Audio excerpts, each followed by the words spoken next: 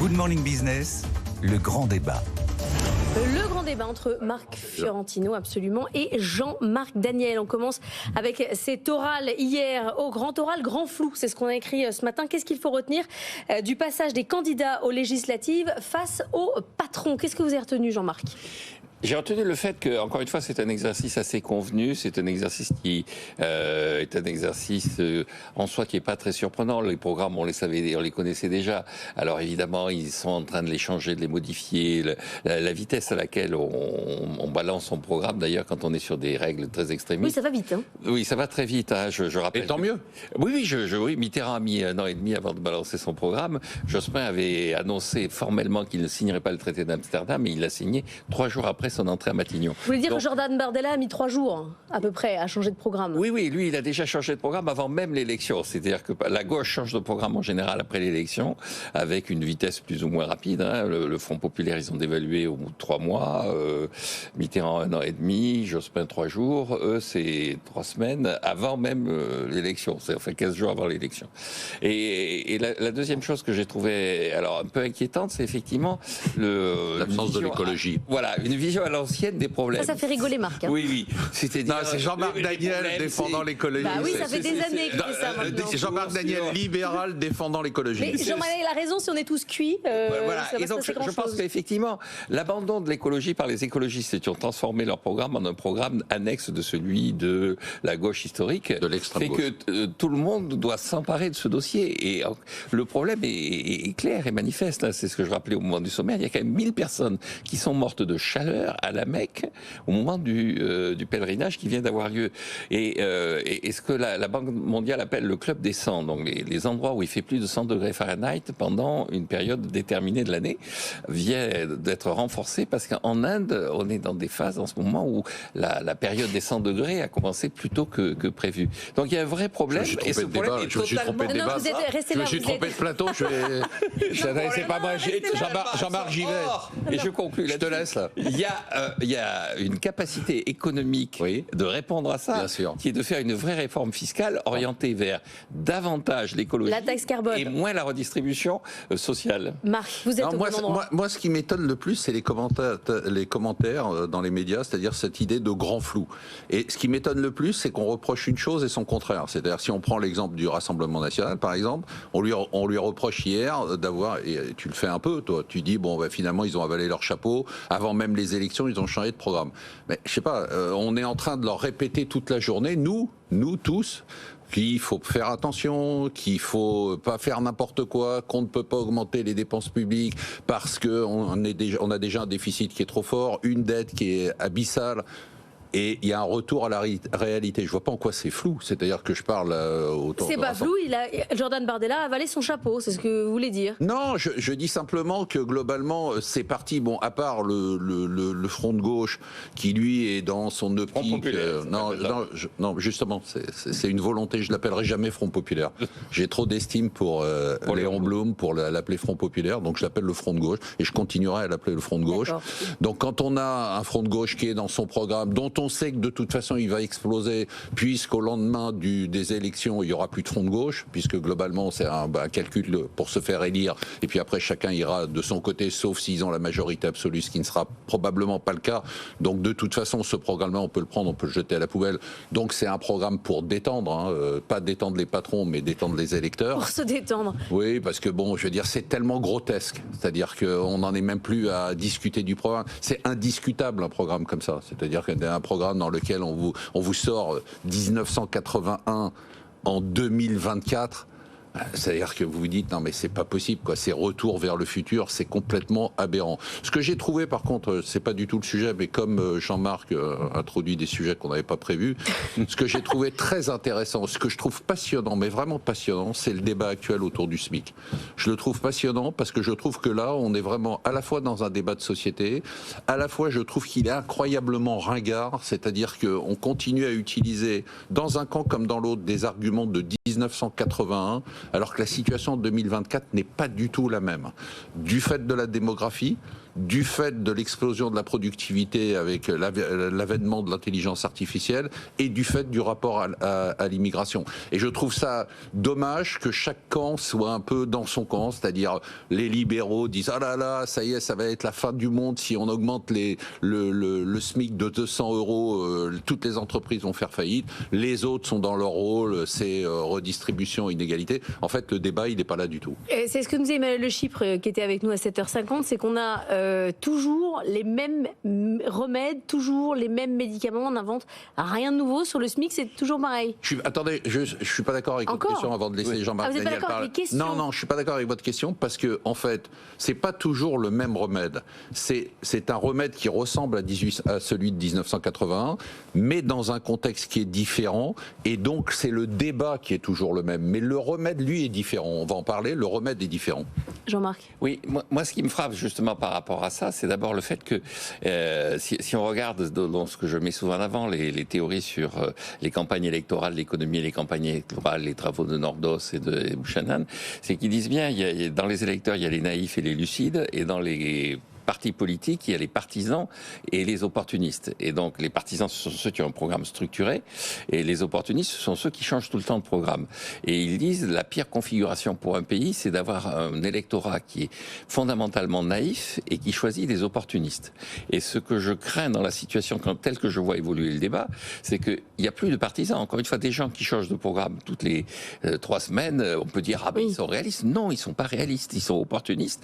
Donc, ils n'ont aucune conviction. Et à partir du moment où ils n'ont aucune conviction, ça peut partir dans tous les sens, même les pires sens, suivant comment se comporte vis-à-vis d'eux. Donc manger son chapeau, c'est pas très rassurant. Non, c'est pas très rassurant parce que suivant comment évolue la rue, suivant comment évoluent nos partenaires européens, ça peut partir dans tous les sens. Donc il faut voter pour des partisans et des partisans qui ont un programme qui est un programme cohérent et réaliste. Et là où la majorité sortante ne joue pas son rôle, c'est qu'elle ne s'affiche pas en partisan. C'est-à-dire elle n'a pas un programme structuré. Elle ne peut pas avoir un programme structuré puisque le programme, on le connaît. On l'a vécu pendant 7 ans. Donc on a vu ce que ça a donné. On est avec une dette abyssale, un déficit abyssal, un manque de courage total, aucune réforme majeure, dérapage des dépenses publiques. Qu'est-ce que tu veux qu'ils défendent comme programme ? Oui, je suis assez d'accord. Le véritable drame, c'est que eux qui devraient être les partisans s'adressant à l'électorat lucide. Mais eux, ils ont été opportunistes. Ils ont été opportunistes. Bah oui, donc comment veux-tu qu'ils deviennent d'opportunistes avec un track record de 7 ans d'opportunisme et de 5 ans avant, et même, si on peut remonter jusqu'à Sarkozy, avec un opportunisme depuis plus de 20 ans, comment tu veux défendre une idée de... Alors Marc, vous dites... non mais quand même, juste sur le bilan de la France que fait Marc. Marc, pour vous, en France, tout est négatif, on a les finances publiques, et ça. Juste on était avec Maurice Lévy à 7h10, lui reparlait quand même des 7 ans qu'on avait passés, notamment avec une France pro-business. On l'écoute et on en reparle derrière. On a vu les efforts qui ont été faits ces dernières années et les résultats obtenus, même s'ils ne sont pas parfaits, on va dans la bonne direction sur le plan de l'investissement étranger. Choose France montre très clairement que la France a réussi à attirer pas mal d'investisseurs. Ce qu'on voit dans les startups, ce qu'on voit dans un certain nombre de domaines montre qu'il y a de l'espoir. Et tout ceci est très fragile et risque de s'effondrer du jour au lendemain. Alors peut-être quand c'est moi qui le dis, ça n'a pas de pouvoir, quand c'est Maurice Lévy, Non, Maurice Lévy, j'ai une immense admiration pour lui et beaucoup d'estime, mais je pense que c'est ce discours-là qui est totalement déconnecté, qui fait qu'on a les résultats des élections aujourd'hui. C'est-à-dire qu'on est déconnecté de la réalité. Quand on parle de la France des startups, c'est-à-dire qu'on est on est dans une bulle. On est dans une bulle parisienne, on est dans une bulle de la French Tech, on est dans une bulle de toute cette excitation qu'il y a eu autour du macronisme, de dire la France c'est ça, en oubliant les territoires, en oubliant l'industrie, en oubliant les petites entreprises, en oubliant les TPE qui n'étaient pas tech, qui n'étaient pas start-up. On a oublié les entrepreneurs, on a oublié les patrons d'entreprises, on n'a parlé que de ça. C'est en se concentrant et on s'excite parce que il y a le patron de je sais pas quelle grande boîte américaine qui vient chez nous et qui nous serre la main et qui nous dit c'est formidable, je vais peut-être ouvrir une usine chez vous. Et là, on est en excitation totale. Mais le problème, il n'est pas là. Enfin, c'est très clairement avec ce type de raisonnement qu'on s'est déconnecté du principe de base et de la base. Et c'est pour ça que je reviens sur le débat et je voudrais bien avoir l'avis de Jean-Marc sur le débat du du SMIC. Et quand vous dites c'est toujours les mêmes recettes, je vous dis non, c'est pas toujours les mêmes recettes, c'est une nouvelle recette. C'est-à-dire que moi je suis extrêmement favorable à la revalorisation du SMIC, extrêmement favorable à la revalorisation des bas salaires, pour une raison qui est très simple, c'est qu'on est dans un contexte qui n'a rien à voir avec 1980. C'est-à-dire qu'on a une chute de la population active qui va permettre de le faire. On a une dévalorisation, les gens ne veulent plus faire ces jobs low cost, donc il va falloir réajuster. Donc en fait, c'est même pas un débat politique, c'est que c'est un acquis. On va devoir, du fait notamment de la révolution technologique, revaloriser les bas salaires et le SMIC. Donc c'est pas une posture idéologique, c'est une conséquence économique de la démographie, de la technologie et de tous les éléments qu'on a aujourd'hui en matière de concurrence et de productivité. Donc vous, c'est je pas un résume débat. pour ceux qui aussi seraient perdus et pensent qu'ils ont changé de chaîne, vous qui êtes libéral, Ben oui. vous êtes pour l'augmentation du SMIC. Je suis pas, c'est-à-dire que je pense que l'augmentation du SMIC, c'est même pas une question d'ordre Oui, politique. c'est nécessaire économiquement. Non, mais c'est nécessaire, c'est-à-dire. D'activité. Non, mais on y est. C'est-à-dire, je sais pas si vous avez remarqué, mais probablement, mais aux États-Unis, l'explosion des bas salaires. C'est-à-dire que les salaires, compte tenu de l'intelligence artificielle, on l'a dit plusieurs fois. Mais la ce n'est pas- productivité n'a rien à voir là-bas. Non, mais attendez. De toute façon, on est dans une évolution. Attendez. On va avoir moins de population active. Ça, c'est un fait, même en France. Le taux de fécondité est en train de s'effondrer. Le rapport de l'OCDE est alarmant, il est sorti hier. On va avoir une explosion de la productivité par l'intelligence artificielle. On va l'avoir, d'accord ? Et de l'autre côté, on a un manque d'attractivité pour des métiers sur lesquels il se trouve qui ne sont pas remplaçables par l'intelligence artificielle, et qu'en plus, il y a une forte demande contre une offre qui est de plus en plus contrainte. De toute façon, il n'y a même pas de sujet. Des salaires. Mais évidemment, mais ça a commencé. Aux États-Unis, les bas salaires ont explosé. Jean-Marc. Oui, alors je ne suis pas du tout d'accord avec ça. D'abord, le premier élément qui est que sur l'augmentation du SMIC, c'est immédiatement et à court terme, de toute façon, davantage de pouvoir d'achat dans une économie qui est déjà en déficit extérieur et dans une économie qui est déjà smicardisée. C'est-à-dire qu'on a 20% de la population qui est déjà au SMIC.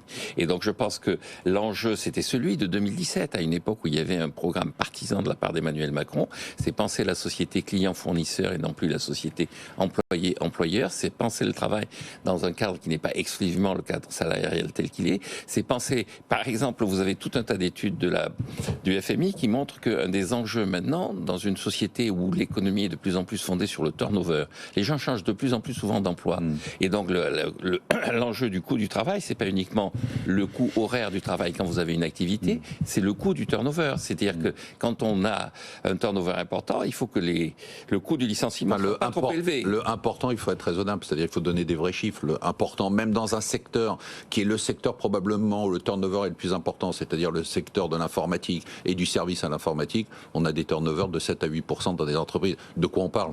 Non, mais ça veut dire concrètement que la plupart des gens qui, il y a un siècle, ils avaient l'emploi de leurs parents, il y a 50 ans, ils avaient l'emploi différent de leurs parents, mais un emploi à vie. Maintenant, on va changer d'emploi.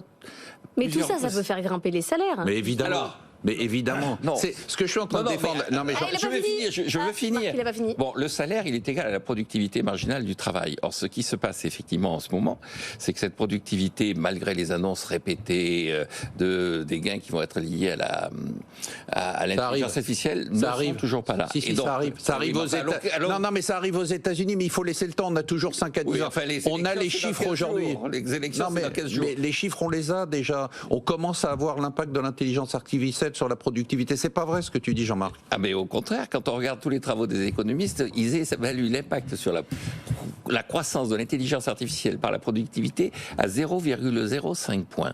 C'est-à-dire pratiquement rien à l'horizon 2030. Mais vos chiffres sont toujours faux, ces chiffres. Non, ce sont les chiffres. Ah non, ce sont les chiffres. Des chiffres, mais je peux. Bon, alors, attends, les chiffres. Non, mais est-ce que tu peux reconnaître que tous les calculs sur la productivité sont faux et absolument impossibles? Non, mais soit impossible, difficile, voilà, pratiquement impossible.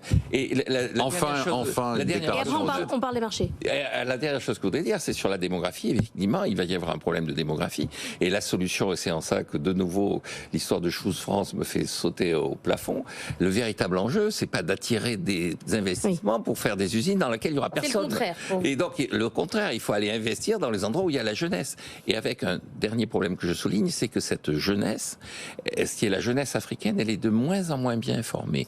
Parce que les politiques qui sont menées en ce moment en Afrique, d'essayer de réduction de la charge de la dette, se traduisent par des baisses de certains crédits à l'éducation. Et donc on va avoir un vrai problème au niveau mondial et au niveau européen, c'est qu'il y aura pas de gens pour travailler en Europe et les gens pour travailler auront été mal formés. Non, pour finir, après, on parle de la France. non, pour finir, ça c'est vraiment les arguments qu'on avait en 1981. C'est-à-dire on n'est plus dans la même période. On n'est plus dans la même période. On a l'explosion de la productivité à venir et qui est en train d'arriver, et on a une réduction de la population active. On n'a pas le choix pour attirer des gens pour faire des jobs qu'on ne pourra pas remplacer par des machines. Ça sera même pas politique. En fait. Pour moi, c'est déjà enclenché. C'est-à-dire qu'on n'a pas le choix. Parler à des gens qui sont dans la restauration, parler à des gens qui sont dans l'hôtellerie, mais ils vous disent de toute façon la hausse du SMIC, on y est déjà. On ne peut pas embaucher au SMIC, c'est pas possible. Pendant ce temps-là, la France a quand même réussi l'adjudication hier. C'était à 10h50. Ça s'est bien passé. Les marchés, les investisseurs veulent toujours de la dette française, Marc. Une bonne nouvelle. Oui, très bonne nouvelle. C'est très surprenant, d'ailleurs, qu'on ait encore des écarts de taux qui sont... Alors, certes, ils sont quand même écartés, parce que on parle de taux absolus. Il faut prendre toujours, on l'explique ici à longueur de plateau, le spread par rapport à l'Allemagne. Le spread par rapport à l'Allemagne s'est dégradé, donc le différentiel de taux entre le taux auquel la France emprunte par rapport au taux auquel l'Allemagne emprunte, on est à une étape. Il y a un besoin de papier, il y a un besoin d'investissement. Je vais vous dire, c'est à la fois un bon signe et à la fois un mauvais signe. Pourquoi c'est un mauvais signe ? Parce que vous avez à l'intérieur de la France, moi je le vois bien avec les épargnants à qui on parle tous les jours, un report des actifs à risque vers des actifs non risqués. Tout le monde, en France, quand vous êtes investisseur et que vous avez 10 000, 5 000 ou 20 000 euros, vous n'allez pas faire des arbitrages avec la dette américaine, la dette allemande. Vous faites un arbitrage en disant je sors de la bourse et j'achète des fonds en euros et j'achète des obligations. Donc le premier flight to quality, la fuite vers le refuge, elle se fait par les taux d'intérêt. Donc je ne sais pas si c'est si rassurant que ça. Là, vous constatez que les épargnants... Ah non, mais j'ai jamais vu ça, franchement. Se regardent en chien de faïence. Non, ils se regardent pas du tout en chien de faïence. Moi, je vais vous dire, on est bombardé de questions. On est en panique. Je retrouve les questions de 2010-2012. Est-ce que la BNP va faire faillite ? Est-ce que je dois aller à la Poste ? Est-ce que mon assurance vie, machin, les 100 000 euros de... Avec une panique un peu.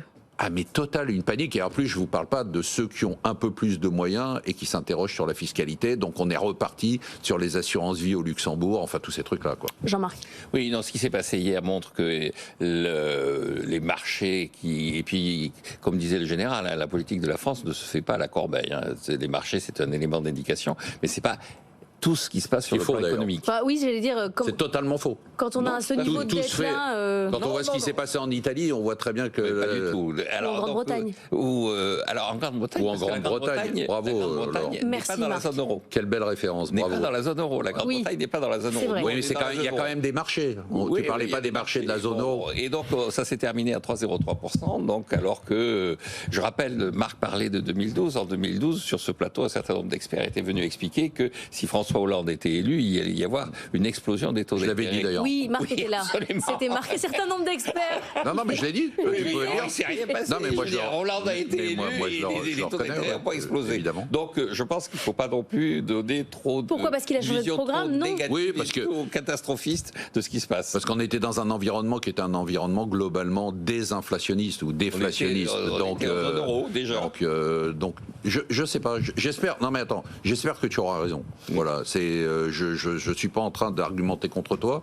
Je dis simplement aujourd'hui, c'est un indicateur qu'il faut suivre de près.